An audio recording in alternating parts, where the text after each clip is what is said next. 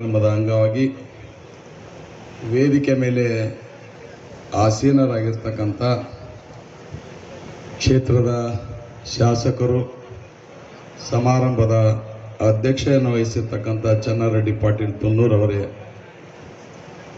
ಸುರಪುರ ಕ್ಷೇತ್ರದ ಶಾಸಕರು ಆತ್ಮೀಯರಾಗಿರ್ತಕ್ಕಂಥ ರಾಜಾ ವೇಣುಗೋಪಾಲ್ ನಾಯಕ್ ಅವರೇ, ವೇದಿಕೆ ಮೇಲೆ ಆಸೀನರಾಗಿರ್ತಕ್ಕಂಥ ಯಾದಗಿರಿ ನಗರಾಭಿವೃದ್ಧಿ ಪ್ರಾಧಿಕಾರದ ಅಧ್ಯಕ್ಷರಾಗಿರ್ತಕ್ಕಂಥ ಬಾಬುರಾವ್ ಅಡ್ಲೂರ್ ಅವರೇ,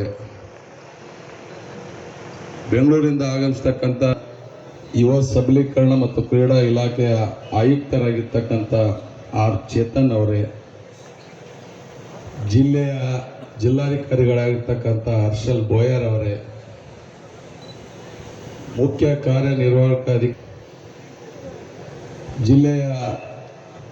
ಜಿಲ್ಲಾ ವರಿಷ್ಠಾಧಿಕಾರಿಗಳಾಗಿರ್ತಕ್ಕಂಥ ಪ್ರತೀಕ್ಷ ಕೂಡ ಈ ಕಾರ್ಯಕ್ರಮಕ್ಕೆ ಸ್ವಾಗತ ಬಯಸುವ ಜೊತೆಯಲ್ಲಿ ಯಾದಗಿರಿ ಜಿಲ್ಲೆಯಲ್ಲಿ ಹಮ್ಮಿಕೊಂಡಂಥ ಈ ಒಂದು ಪ್ರಥಮ ರಾಜ್ಯ ಮಟ್ಟದ ಯುವಜನ ಉತ್ಸವಕ್ಕೆ ಮುಖ್ಯಮಂತ್ರಿಗಳು ಆಗಮಿಸಬೇಕಾಗಿತ್ತು.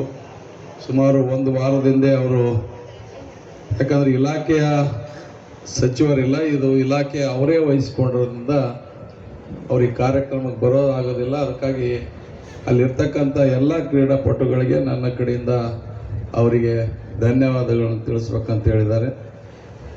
ಇದೇ ಮೊದಲನೇ ಬಾರಿಗೆ ನಾವೆಲ್ಲ ಕೂಡ ದೊಡ್ಡ ಪ್ರಮಾಣದಲ್ಲಿ ಈ ಒಂದು ಯುವಜನ ಉತ್ಸವವನ್ನು ಹಮ್ಮಿಕೊಳ್ಳಲಾಗಿದೆ.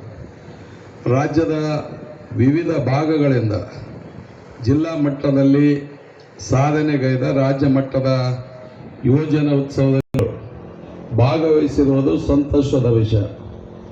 ನಗರದ ವಿವಿಧ 7 ವೇದಿಕೆಗಳಲ್ಲಿ ಜಾನಪದದ ನೃತ್ಯ, ಜಾನಪದದ ಗೀತೆ, ಕವಿತೆ ಬರೆಯುವ ಸ್ಪರ್ಧೆ, ಘೋಷಣಾ ಸ್ಪರ್ಧೆ, ವಿಜ್ಞಾನದ ಮೇಳ, ಕತೆ ಬರೆಯುವ ಸ್ಪರ್ಧೆ ಮತ್ತು ಚಿತ್ರಕಲೆ ಬರೆಯುವ ಸ್ಪರ್ಧೆಗಳು, ಮಲ್ಲಗಂಬ ಕ್ರೀಡಾ ಉತ್ಸವಗಳು ನಾವು ನಡೀತೀವಿ. ಇಲ್ಲಿ ಎಲ್ಲರೂ ನಡೀತವೆ.